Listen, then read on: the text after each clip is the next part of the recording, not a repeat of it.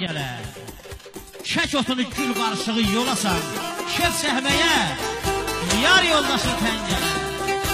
Bir gözəli sığal çəkib telinə, gül çiçəkdən kəmər bağla belinə.